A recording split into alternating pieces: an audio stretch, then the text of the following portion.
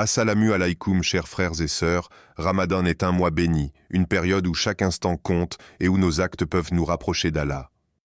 Mais il existe un moment encore plus précieux, les heures silencieuses du dernier tiers de la nuit, entre 3 heures et 5 heures du matin, un temps où le monde dort, mais où les cœurs éveillés se connectent profondément avec leur Créateur.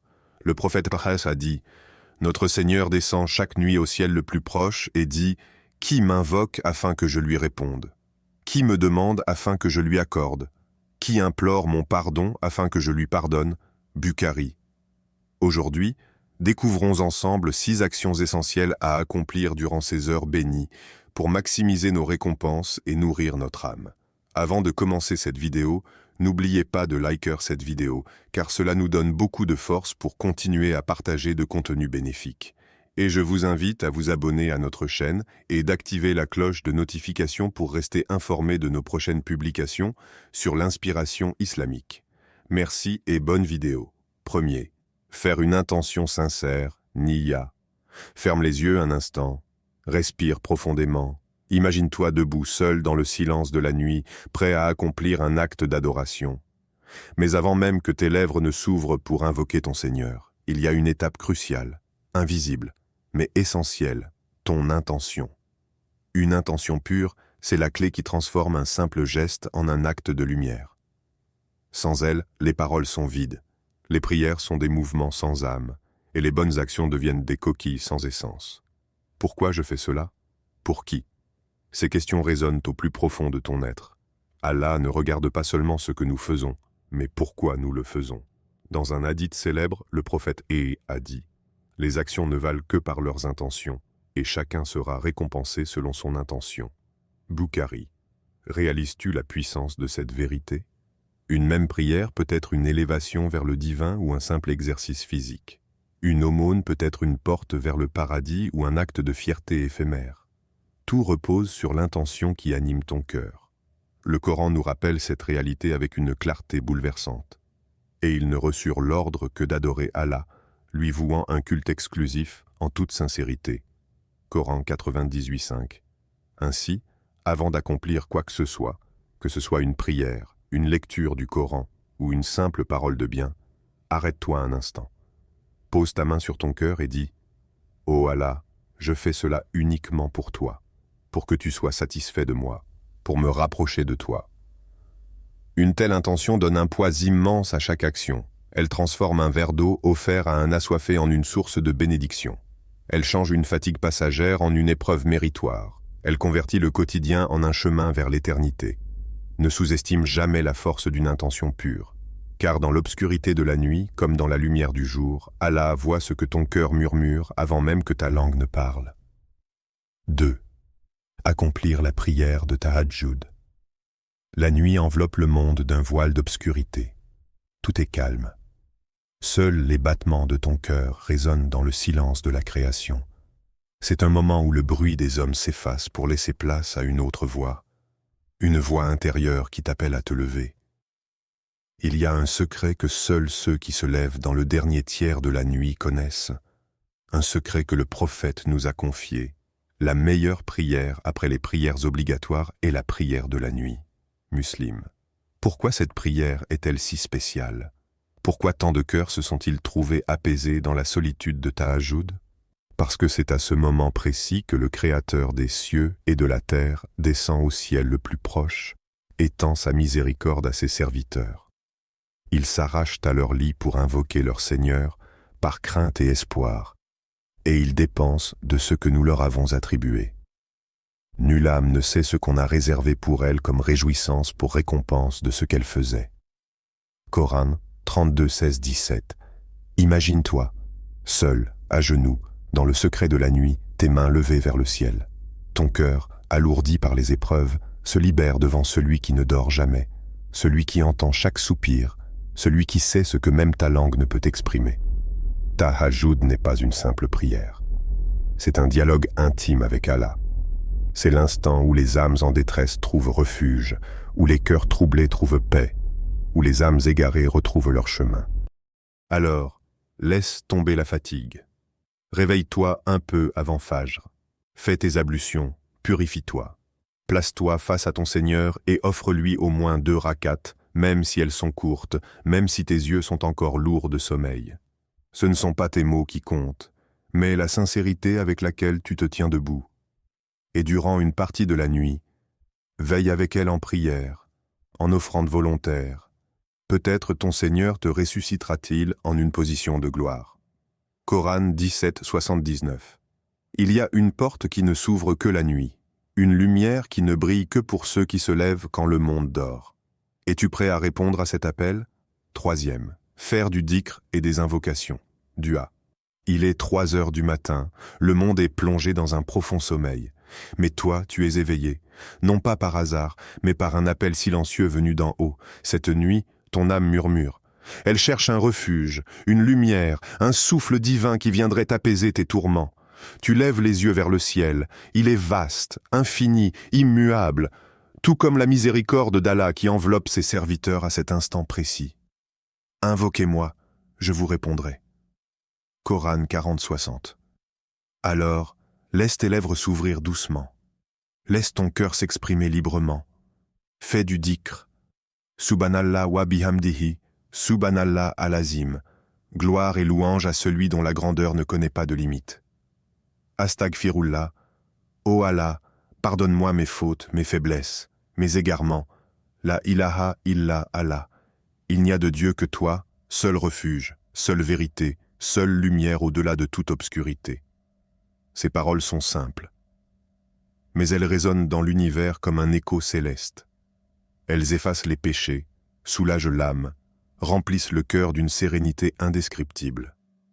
Puis vient l'instant des invocations, ce moment où tu te tiens devant ton Seigneur, vulnérable, le cœur à nu, déposant devant lui chaque peine, chaque espoir, chaque blessure secrète. Il entend tout, il sait tout, même ce que tu n'oses pas exprimer. Demande. Demande la guidance lorsque les chemins de la vie te semblent incertains.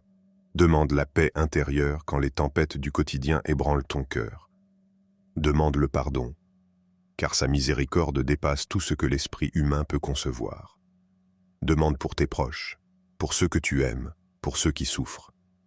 Et quand mes serviteurs t'interrogent sur moi, alors je suis tout proche. Je réponds à l'appel de celui qui m'invoque lorsqu'il m'invoque. Coran 2:286. Rien n'est impossible pour Allah. Aucune prière n'est trop grande, aucun rêve trop lointain, aucune douleur trop profonde. Il suffit d'un mot, d'un souffle, d'un appel sincère. Alors parle-lui, le ciel est ouvert. 4e, lire et méditer sur le Coran. Le monde dort encore, mais toi, tu es éveillé, seul dans le silence de la nuit. Devant toi, un livre. Pas n'importe lequel. Le livre. Ces pages renferment des trésors que peu prennent le temps de découvrir. Chaque lettre, chaque mot, chaque verset est une lumière, un baume pour l'âme, un pont entre toi et ton Créateur. Ce n'est pas un simple texte, c'est une parole vivante. Une parole qui résonne, qui enseigne, qui guérit. Une parole qui parle à ton cœur, à tes peines, à tes espoirs. Récite le Coran lentement et distinctement. Coran 73:4. Alors ouvre-le, lis. Laisse la mélodie divine pénétrer ton âme. Peut-être tomberas-tu sur un verset sur la patience. Un rappel que les épreuves ne sont jamais vaines. Allah n'impose à aucune âme une charge supérieure à sa capacité. Coran 2:286. Et soudain ton cœur se détend. Tu réalises que chaque douleur, chaque difficulté, chaque combat est mesuré avec sagesse par celui qui connaît tes forces mieux que toi-même. Ou bien, c'est un verset sur la miséricorde qui capte ton attention. Dis, ô mes serviteurs qui avez commis des excès contre vous-mêmes, ne désespérez pas de la miséricorde d'Allah, car Allah pardonne tous les péchés. Oui, c'est lui le pardonneur, le très miséricordieux. Coran 39:53. Et à ce moment précis, tu ressens cette vérité au plus profond de ton être. Tu n'es jamais trop loin d'Allah. Il suffit d'un pas vers lui, et il viendra à toi en courant. Le Coran n'est pas un livre que l'on lit simplement avec les yeux. C'est un message qui doit être absorbé par le cœur, vécu par l'âme. Alors, ne te contente pas de réciter, médite. Pose-toi des questions. Qu'est-ce qu'Allah essaie de me dire à travers ces mots? Comment puis-je appliquer ce verset dans ma vie? Suis-je en train de vivre selon cette guidance divine? Chaque réponse est une clé qui t'ouvre une porte vers plus de paix, plus de foi, plus de lumière. Ce Coran, nous l'avons fait descendre comme un rappel pour qu'il soit médité et que les doués d'intelligence en tirent leçon. Coran 38-29. Cette nuit, fais du Coran ton confident, ton guide, ton miroir. Car en lui se trouvent les réponses que ton âme cherche. 5. Faire une bonne action en secret. Imagine, tu es seul dans la pénombre de la nuit.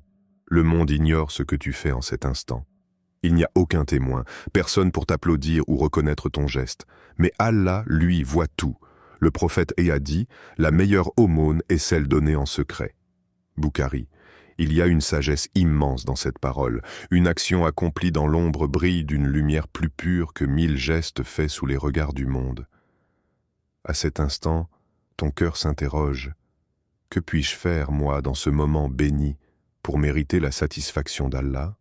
Peut-être est-ce un simple message, un mot d'encouragement envoyé à une personne qui lutte en silence, une phrase sincère pour réchauffer un cœur fatigué. Tu ne le sais pas, mais cette personne était sur le point d'abandonner. Tes mots sont tombés comme une pluie bienfaisante sur une terre aride. Une bonne parole est pareille à un bel arbre. Sa racine est ferme et ses branches s'élèvent dans le ciel. Coran 14-24. Peut-être est-ce une aumône donnée en secret, un don fait à une association qui nourrit ceux que la vie a oubliés. Quelques euros que tu n'as même pas remarqués, mais qui, pour un orphelin, représentent un repas, un espoir, un sourire. Tu ne verras peut-être jamais leur visage, mais Allah inscrit ton geste dans l'éternité. Ce que vous dépensez de bien, Allah le sait parfaitement. Coran 2-273. Ou alors, c'est une prière, un dua sincère, fait pour quelqu'un qui ne le saura jamais, une invocation pour un ami, un parent, un inconnu dont l'âme ploie sous le poids des épreuves. À cet instant, sans que tu le saches, Allah envoie sa miséricorde sur cette personne, par ta prière. L'invocation du musulman pour son frère en son absence est exaucée. Un ange est désigné pour dire « Amin » et pour toi de même. Muslim, regarde comme c'est beau. Ces petites actions invisibles, ces gestes cachés au regard des hommes, sont ceux qui t'élèveront le plus haut auprès d'Allah. Et si, cette nuit, tu devenais de ceux qui donnent sans attendre en retour, qui prient sans être vus, qui s'aiment en secret pour récolter dans l'au-delà. 6. Se repentir sincèrement, tauba, et rechercher le pardon d'Allah. Le retour à Allah.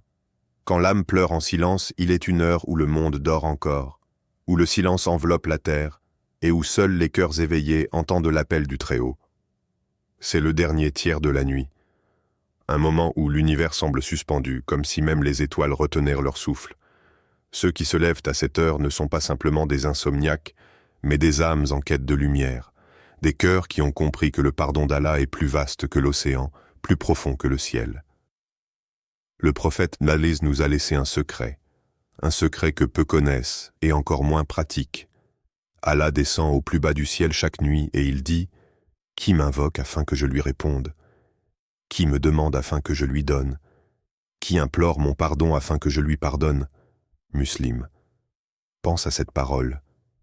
Imagine l'ampleur de ce moment. Allah, le Tout-Puissant, le Maître des mondes, t'attend.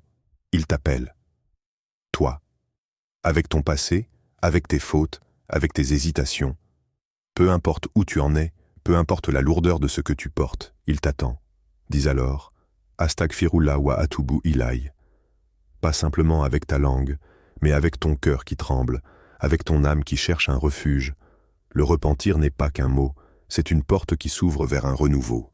Allah nous rappelle dans son livre, « Dis, ô mes serviteurs qui avez commis des excès contre vous-mêmes, ne désespérez pas de la miséricorde d'Allah, car Allah pardonne tous les péchés. Oui, c'est lui le pardonneur, le très miséricordieux. » Sourate Az-Zumar, 13-6 Noa, 5-6 Lis ces mots encore une fois. Ne désespère pas. Peu importe ce que tu as fait, peu importe combien de fois tu es tombé, tant que ton cœur bat, tant que tes lèvres peuvent murmurer un appel, Allah t'attend. Alors, cette nuit, te lèveras-tu? Prière, chers frères et sœurs, ces heures précieuses sont une invitation divine à nous rapprocher d'Allah, à purifier nos cœurs et à transformer nos vies. Qu'Allah nous accorde la force de nous lever pour l'adorer, la sincérité dans nos intentions et l'acceptation de nos actes.